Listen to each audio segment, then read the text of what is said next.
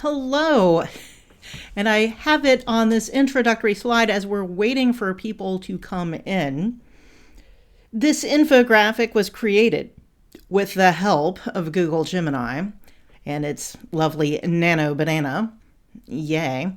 I was using Google Gemini to get the history of the population of Chicago. That was correct, by the way, and I did check it. And I asked for it to create an infographic for me because I wanted, something nice for a post, maybe promote it on X or LinkedIn, perhaps. And this looks very pretty if you don't look at it too closely. So while we're waiting for people to come in, and I'll give a little introduction to myself so you can look. If you look a little closer at the numbers and the graph, there are parts of this that work and parts of this that don't work very well. So I'm Mary Pat Campbell. Some of you may already know me, but who am I? Why am I talking here on AI and professionalism? I'm a life annuity actuary, but I have specialized in talking about best practices, standards with regards to modeling. I've really focused on spreadsheets because that's what a lot of us do, but on coding. And now, of course, a lot of us are using AI in our work. And then some of us may not want to use AI, but it's kind of creeping into everything we do. So how do we handle that? I'm going to revisit this graph at the end of the talk, so that will be fun. Moving on. Yes, professionalism surrounding AI and emerging technologies. If you're US based, and maybe if you're not US based, this might count as a professionalism credit. We'll see. This part is pre-recorded. There will be a Q&A session that will be live. That means I will appear and you can ask me questions. I believe there will be some kind of Q&A box that you can put in questions during the playing of this recording, and I should be on, typing away while this is going on. So as we start, I'm going to disclose the use of AI in creating this presentation. I used Copilot, that's Microsoft's Copilot, embedded in Word and PowerPoint and all of that jazz. And I will explain how I used it in a moment. And Google's Gemini, not just in creating messed up infographics, but beyond that for some of the content. The original sources of the content were credited and reviewed. There'll be links. You'll be able to get these slides, of course. I did create an entire deck using Copilot based on an American Academy of Actuaries document, and I'll show you that document in the middle of this presentation. This is not that deck. In the appendix to these slides, which I'm not going to get into, there will be a link to PDF and a PowerPoint version of the deck that Copilot completely created so you can see what that looks like. The software is, iterative, and perhaps my prompt wasn't that good in creating the decks from, the original source. But I have been creating slide decks from other documents that I've written and other people that I work with have written, because I generally don't do actuarial work as my day job. I work in, you could say, market research for the insurance sector in the US. And I'm often looking at sales trends, performance trends in the US sector, primarily life and annuity business lines of business, but reinsurance, the general account investments, and that kind of thing. And I'm often using AI to transform the original findings into all sorts of products. So I'm finding this as a useful tool in general, but how do I get good quality communications out of that? So I'll be talking a little bit about that, but also the professionalism standards that we have as actuaries, which even if I'm not doing strictly actuarial work, I still hew to those standards to keep high quality results.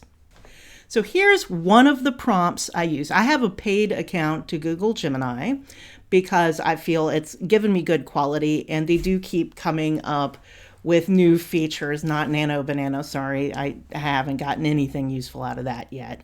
So hi, Gemini. I like saying howdy. I have good manners. You don't have to do that, by the way. Come the robot uprise. Okay, I don't know. I'm an actuary and I plan on talking with a few different actuarial groups soon on professionalism and AI use as an actuary. I gave a talk on this last year, that's true, 2024, which can be seen on YouTube here. And I gave it and it did upload the video I saw. And I'll attach the file of the slides as a PDF.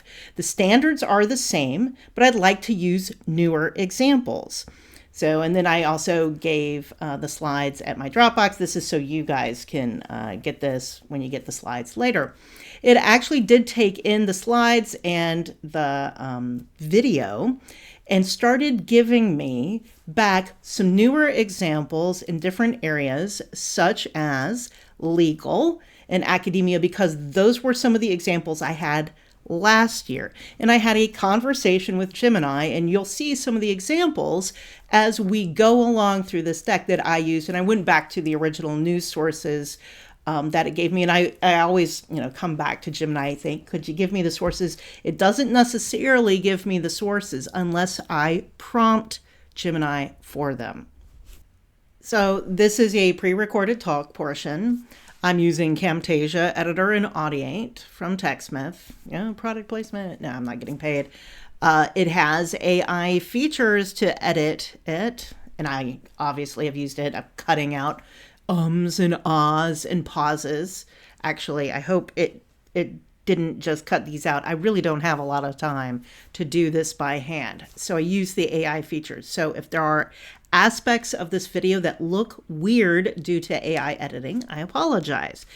It also has other AI features that I could have used, but I did not. I can change the audio to insert words. I could have even put in an avatar of myself. I'm not. This is me. Hello.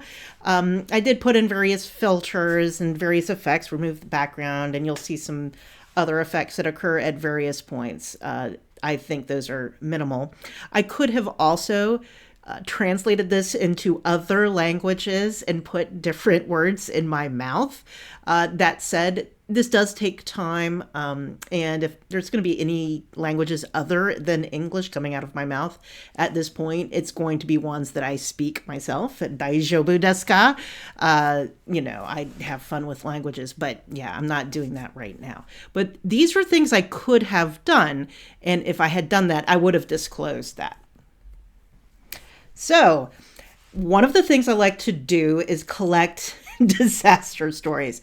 And in this presentation, I'm going to be sharing some AI disaster stories.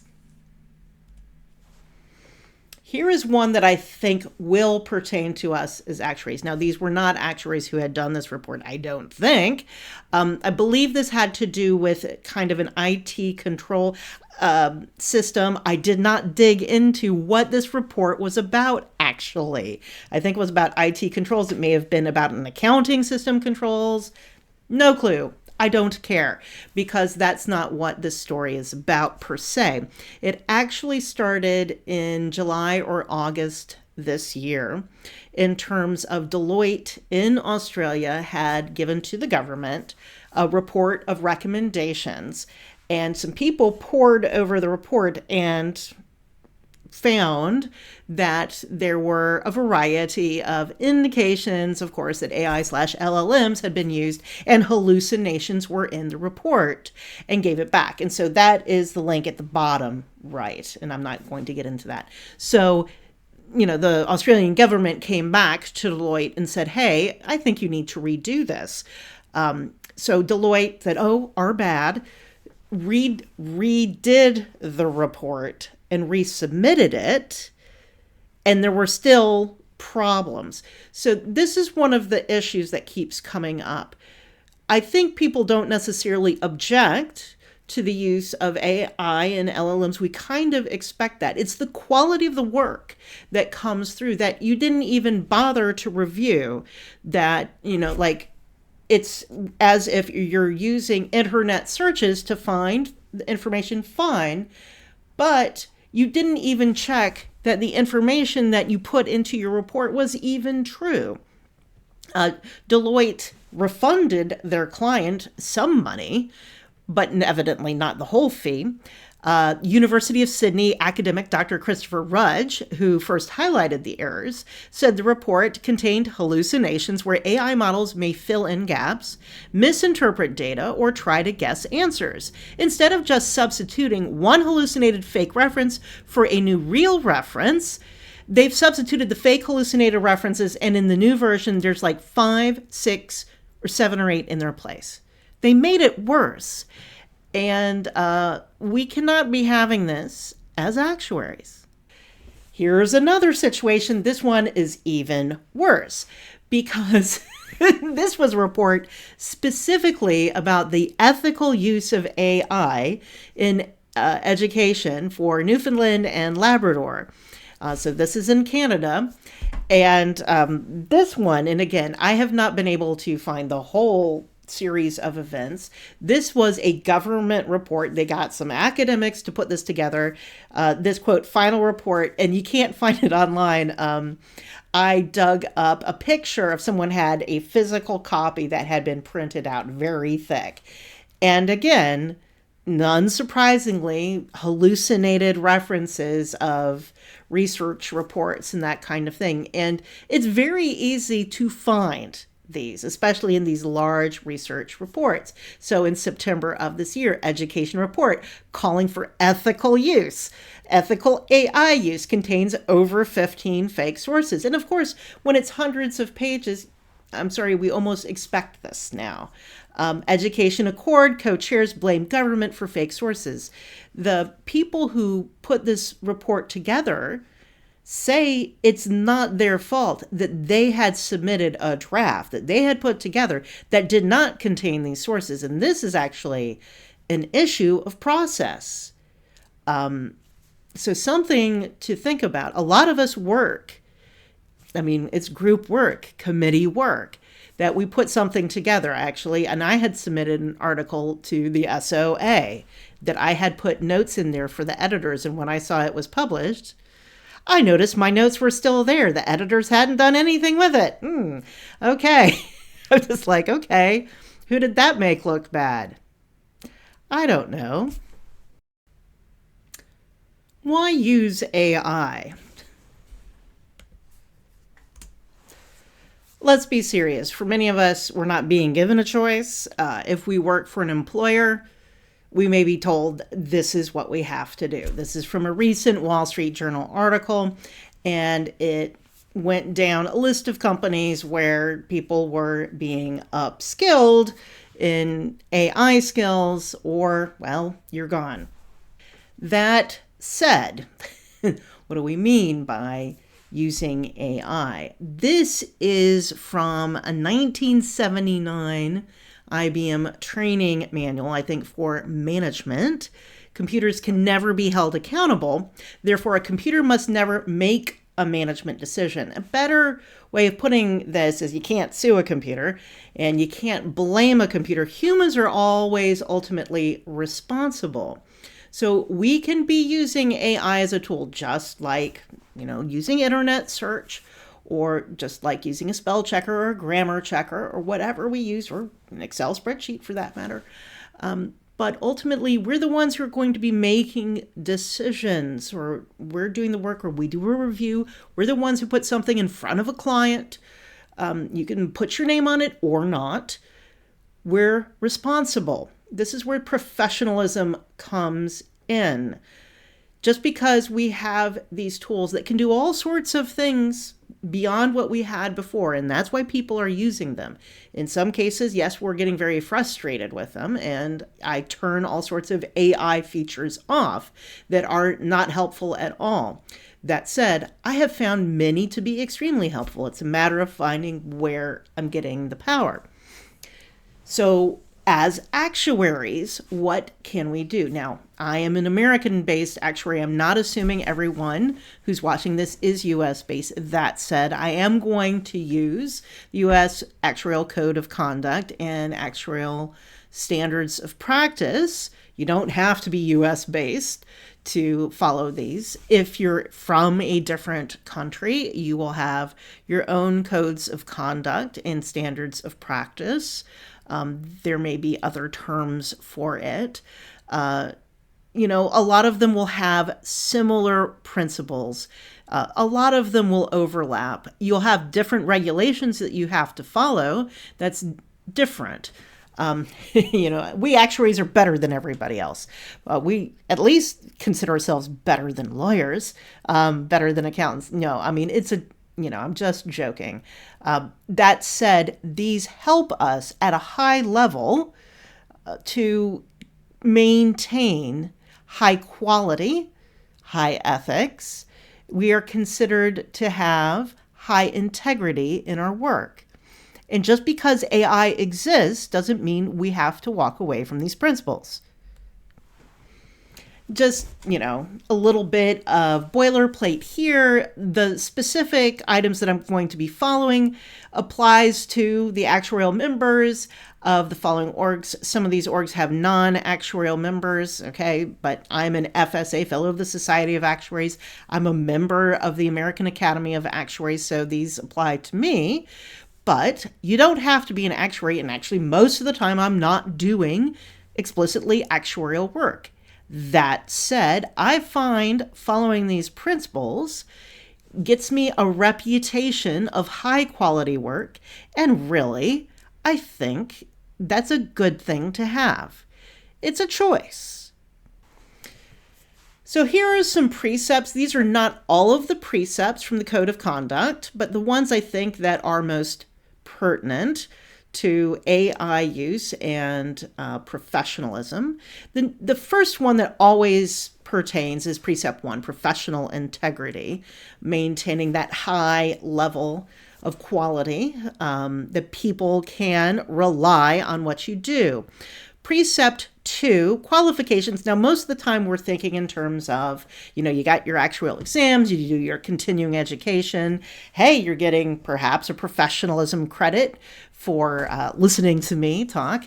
That's part of it. But also, if you're using AI, make sure you have the skill to do what you're doing and using these AI tools. Some of the people getting in trouble with using the AI tools don't know what they're doing or don't know the tools they're using and how they behave and are not using them appropriately.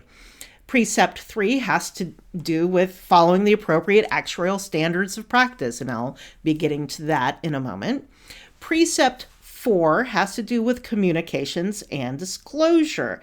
There's an ASOP for that, actuarial standard of practice for communications and disclosure as well. But note at the beginning of this presentation, I disclosed the use of AI tools in putting together this presentation. I haven't gotten to any of the slides that I created with AI yet, by the way.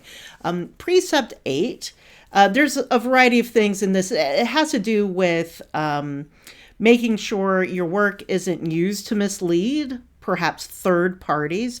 Usually this is interpret Precept 8 with regards to, you're doing, say, an actual report for your client or the principal of your work. This could be for an employer, but trying to make sure that is not misinterpreted or used, perhaps for a third party.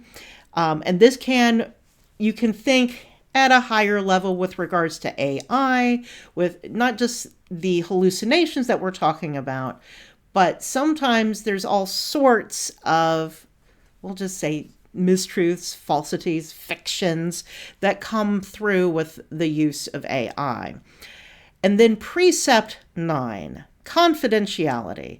And a lot of people who have been using these AI tools perhaps have not been following this as closely as they should.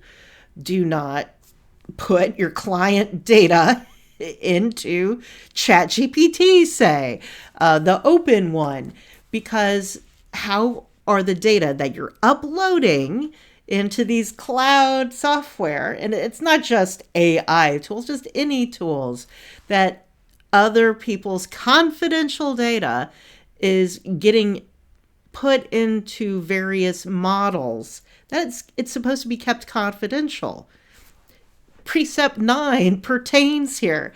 Some people may not think, oh, it's a new tech toy. So a reminder, confidential data is supposed to remain confidential. So let's look at actuarial standards of practice, again, US based, that would apply to AI. I always like to use this a couple of panels from a Batman comic. There are 3 kinds of lies, damn lies, and statistics. And the character on the right is a very short-lived penguin henchman, the actuary, who failed. You have to look that one up. I've written about him a couple times. But there are 4 ASOPs that AI may impact, and we are getting some regulations, especially with ASOP 12, risk classification. And this may not affect you if you're not involved in, say, pricing and underwriting and that kind of thing. But there is a lot of regulatory activity around the use of AI, machine learning, other algorithms, and using data. And this is actually not new, but there have been updates with regards to ASOP 12. I'm not going to really focus on ASOP 12 too much. David Schraub is doing a session here, the Actuarial Tech Forum, with regards to how you can test for bias in your algorithms, because this is a very hot topic.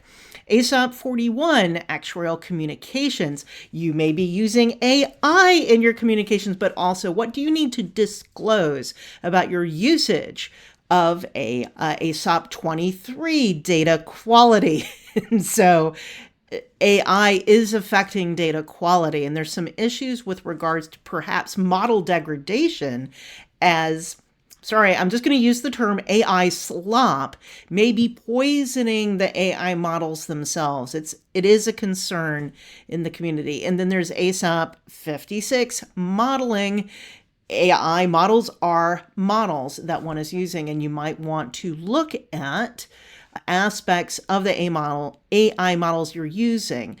All of these ASOPs can be useful. ASOP 12 may not pertain to the work you're doing, but that's good to look at if you're having to deal with risk classification and thinking about how new AI tech and other aspects may be getting in there. And there's a lot of new regulations going around there. The NAC has a lot of discussions, maybe not explicitly regarding ASOP 12, but testing algorithms and having to look for bias and aspects like that. What I've found useful, and I'm not going to get into all of the details. I'm not going to, get into every single thing. I did cover this last year as well at the Actuarial Tech Forum. There are often checklists that you can create from these ASOPs. If you've read the Actuarial Standards of Practice in the US, most of them are not really practice notes per se, in that they will not tell you how to do the various things, like how to model, how to check for data quality and that kind of thing. It's all kind of like considerations of things you should do. So for example, ASOP 23 on data quality, in section 3, there's kind of a checklist of things that you should consider. And this also will pertain to AI. Selection of data, review of data, use of data, reliance on data supplied by others, and think in terms of sourcing from AI models, reliance on other information relevant to the use of data, confidentiality. So, of course, using client data and maybe putting it into an AI model, you might want to think about this. So this is a good checklist to consider. And I'm very, very big on checklists, because then you can make sure you've covered the basis you should cover. ASOP 56 on models, model risk. And there's a lot of new risks that are coming in with AI. Now, a lot of what was being thought of when developing ASOP 56 were kind of more traditional actuarial models and modeling.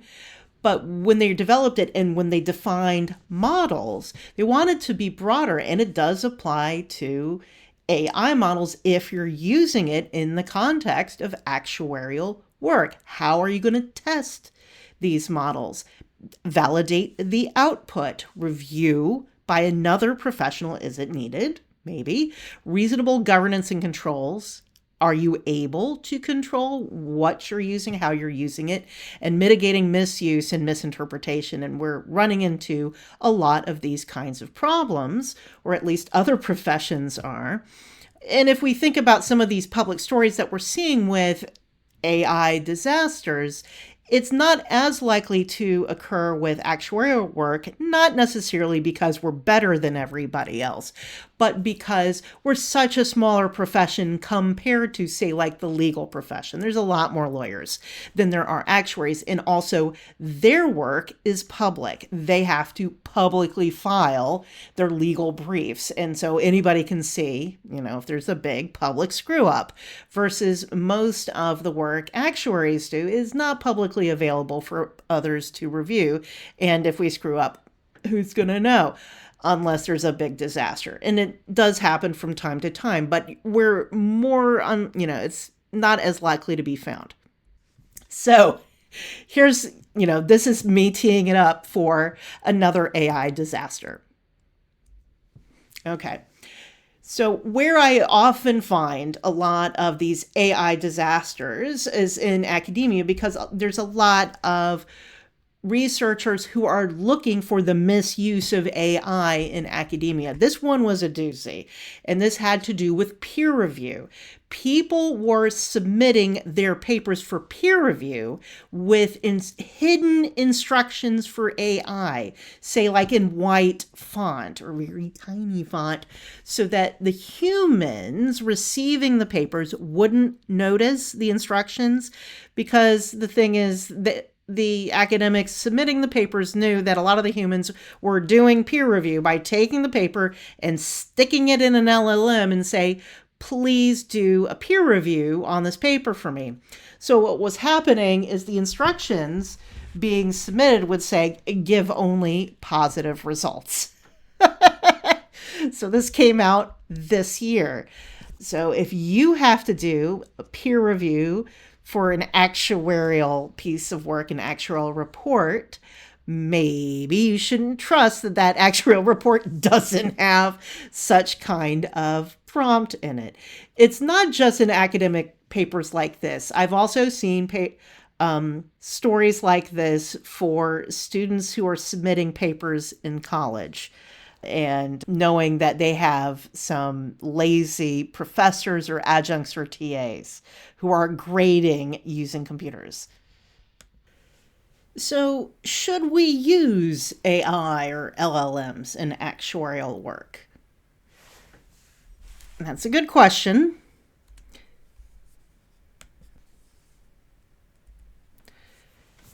The Academy's Committee on Professional Responsibility put out a paper in September 2024 that was mostly a series of questions, considerations, going back to those precepts and ASOPs that I mentioned.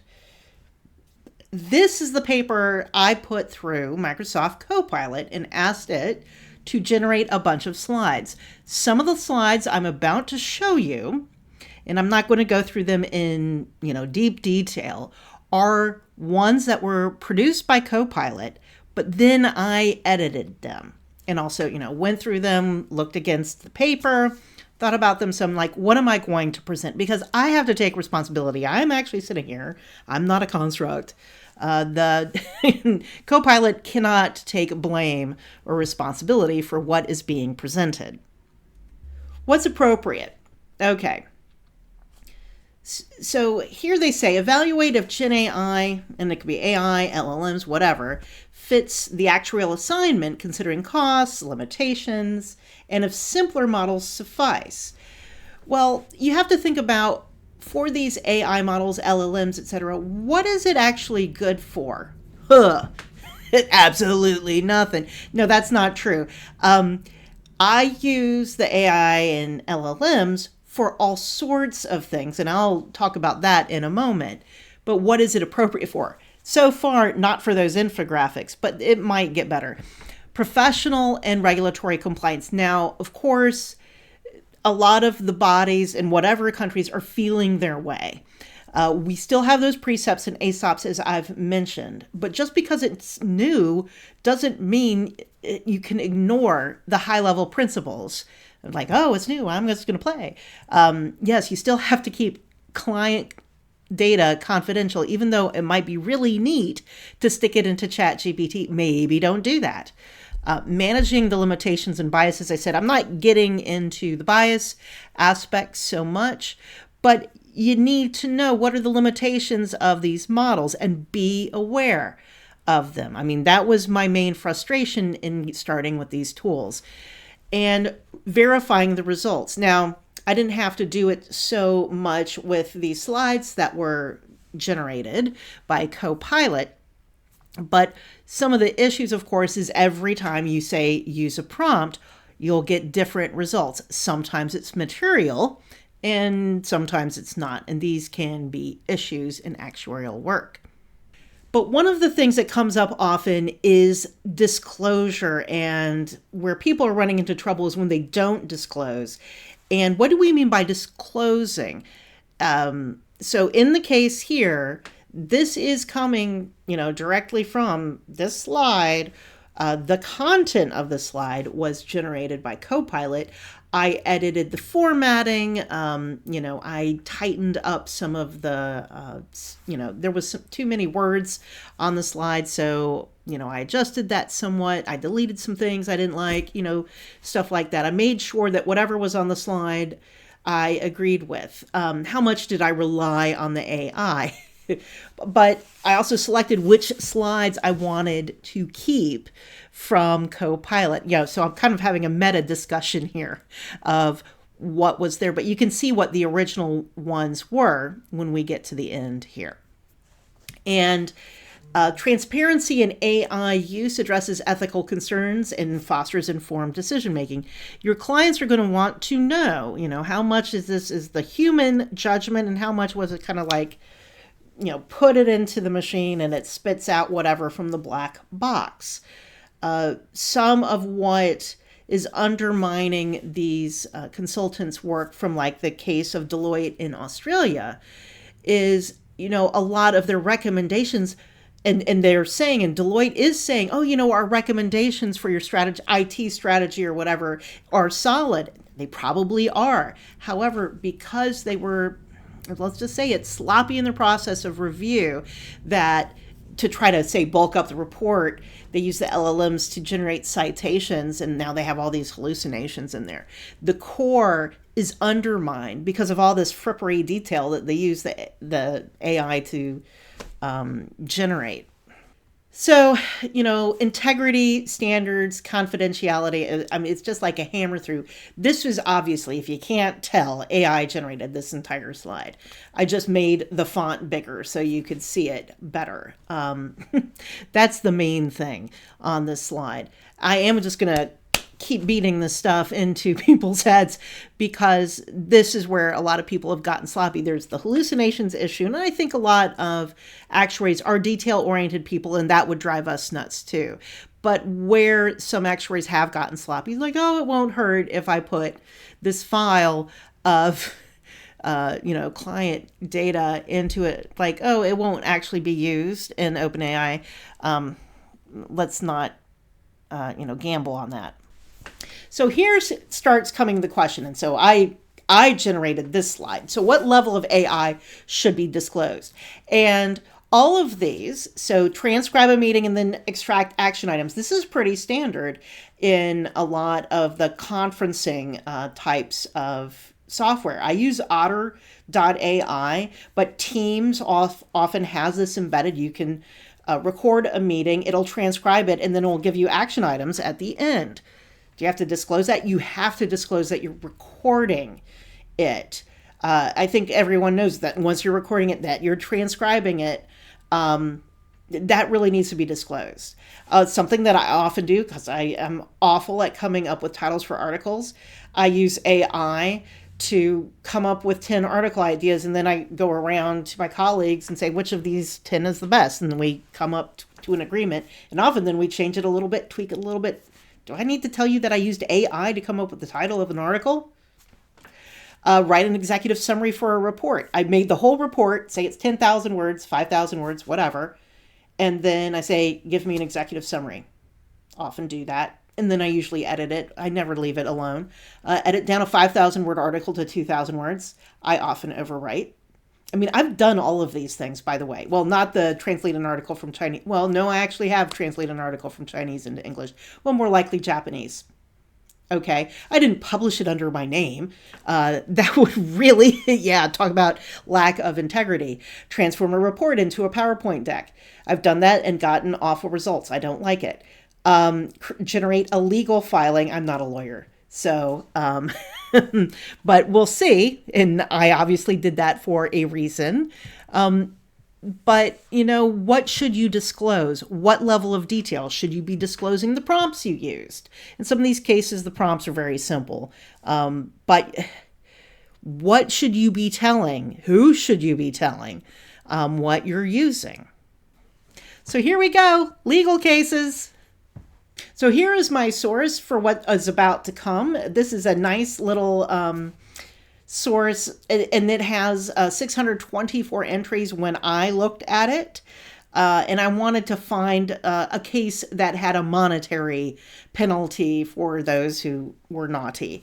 Not all of them. Some of them just got, you were bad, resubmit. But some of them were asked to resubmit. They resubmitted and there were still hallucinations in their legal briefs. So these were all situations that made it to Westlaw or one of those legal databases. And he gives credit to whoever brought this to his attention. And these are all legal decisions were involved. So it can't just be some kind of filing or something proposed or a draft. It has to involve a legal decision. So a judge had to have said something about it at some point. And in some of these cases, it was the judge who screwed up, by the way. So I wanted to pick one that involved insurance, Lacey versus State Farm General Insurance. It was not, thank goodness, it wasn't on the insurance side. It was on the Lacey side, so the plaintiff. The counsel used AI tools from Westlaw and Google Gemini to draft the brief. And so it produced an outline, and, that produced various citations and quotations, which were hallucinated case law. That was developed into filings. They obviously did not review it properly. Some of these, they had a special master on the State Farm General Insurance side. They reviewed it. They found all sorts of problems. The judge gave it back, or the special master gave it back to the plaintiff counsel and said, fix this. Even after they resubmitted it, there were 6 hallucinations still remaining. And they never disclosed they used AI until basically the judge forced them to. And that's how they found out about what happened. There were various sanctions. There were actually 2 separate sanctions and blah, blah, blah. $31,000 in sanctions. And I have a link to how this happened. But, there's other cases too. I just wanted to find one that involved insurance as an example. So let's be clear, a lot of these standards with regards to disclosure of AI use are still being developed. I found an article, yes, with AI assistance, Gemini helped me find this, with regards to academic writing. They came up with 2 different levels of AI use. I think there's a continuum, but let's just say level 2 is kind of the spell checker kind of level. Get LaTeX code for tables, organize your citations, editing your language. That's, tighten up the language that you've already written, labeling graphs, that sort of thing. You don't really need to disclose that so much as just the generic tool that everyone expects. But level 1, and this is a quote, substantial use when AI is used to make decisions that directly affect research results and to generate and or analyze content, data, or images. And I often use AI to analyze text that is data. So I have some text-based data that I use in the work I do because it's market-related data, insurance market-related data, and I'm finding it to be a very powerful tool to as an adjunct to the quantitative data I have. So, do I have to disclose that, as actuarial work? That's a tool, just like I would be using Excel as a tool. But do I disclose that I use that? So here's some practical tips that I've found because, as I said, I've been using AI tools more and more. Obviously, it's difficult to avoid them when they're embedded in everything we use now. But before you use it or, before you're getting the output, know the systems that you're using. So I'm not just talking about ChatGPT. There's a whole bunch of different systems. I mentioned Otter.ai, which is used for transcribing meetings or just transcribing audio in general. But I'm also using Camtasia right now for recording this presentation. So what is the system you're using or what is this model you're using optimized or tuned for? They have various parameters which you may or may not be able to adjust yourself. With regards to confidentiality, so I use Microsoft Copilot in Office, and it's kind of sandboxed such that the RAGs, the data of our own company and our clients, are just within our company, and it doesn't go back to Microsoft. It doesn't get out in the cloud beyond our company. So confidentiality is maintained. And when I say training for optimal results, like how do you optimally prompt, or how do you put your input into these systems to get the best results? A lot of people are still learning how to do that because these models are being developed. This is similarly to being trained in best approaches in programming and structuring your code and all of that. People are trying to do vibe coding with GPT and other things like that and learning their way of the iterative process of how to get best results. It's a lot of people are working together to learn how to do this. So I recommend this is how you're going to get situations where you're less likely to have to repair what's coming out as output. So let's try to prevent the errors, the hallucinations and falsities before they start.